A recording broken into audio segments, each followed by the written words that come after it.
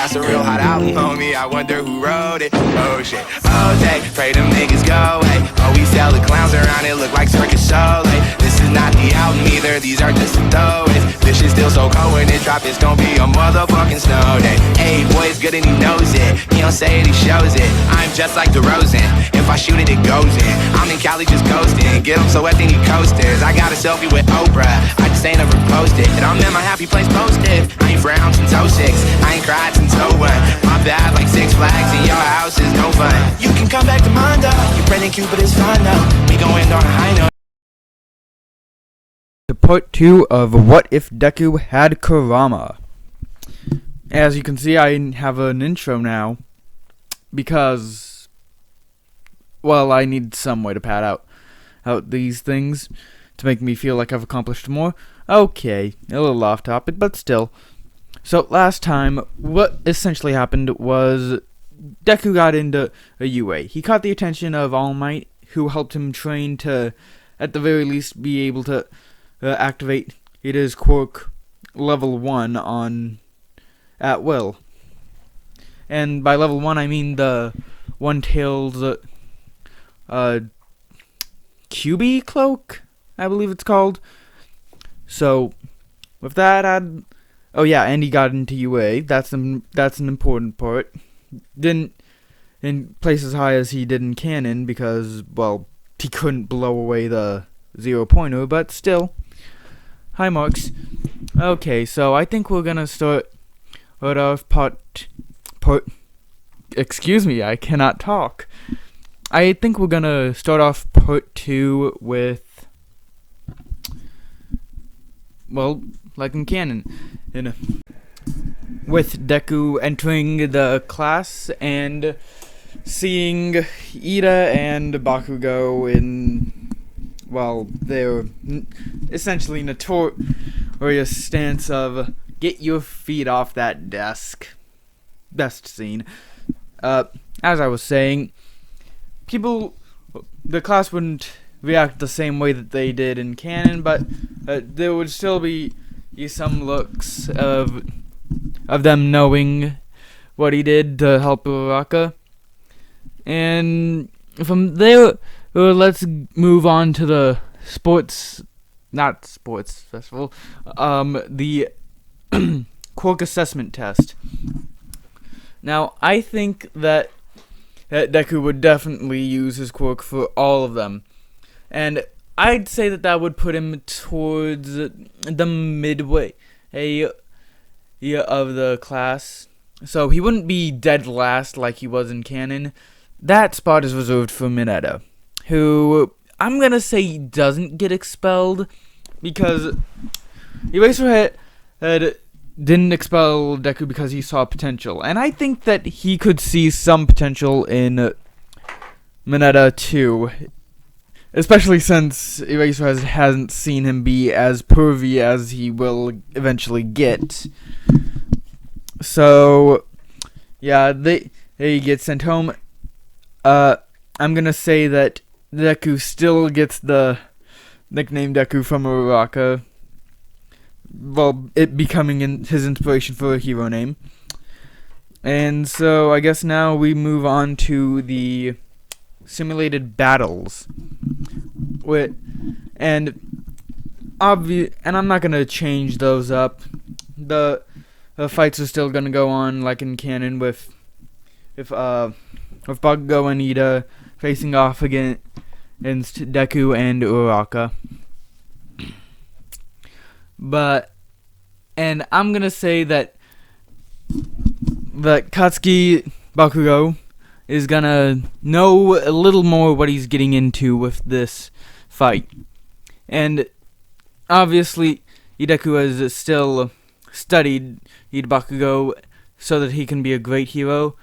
So, I'm gonna say when it comes to that, the two of them meeting in that hallway, that it's gonna be a bit more of not an even match, because Bakugo still has the edge in that area, but it would be a lot less one-sided, with the fight not getting forced out of the hallway until Bakugo, who would inevitably use the big explosion, because in his eyes he still can't accept that Deku has potential to be better than him.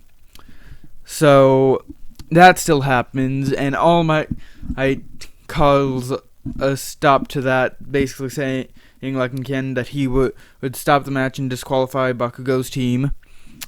On the side with Uraraka and Ida, nothing would change there, since their fight would not be impacted by any of the changes made. The biggest change in this is that Deku cannot basically blast the ceiling into bits. I think it would actually end up with just a quirk-filled fight with Deku and Bakugo being the deciding factor, and I'm gonna have to give it to Bakugo in this timeline, since while Deku has trained and has a quirk, it's basically full cowling, essentially. Yep.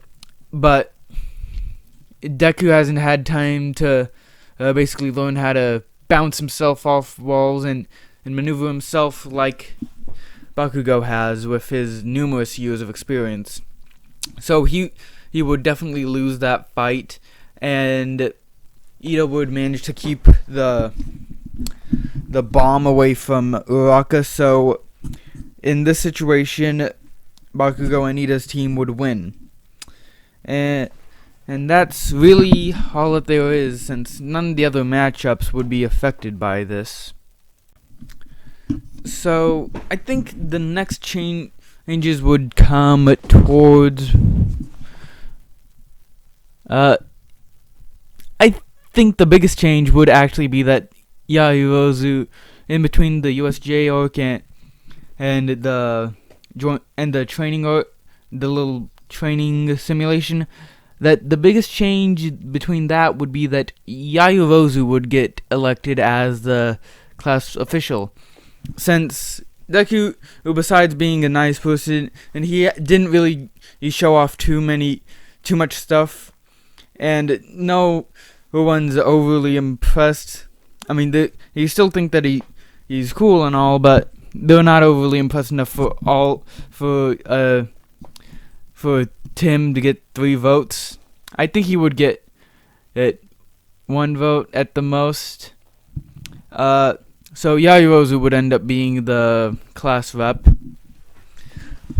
So moving on to the USJ arc, which I think would have the most changes.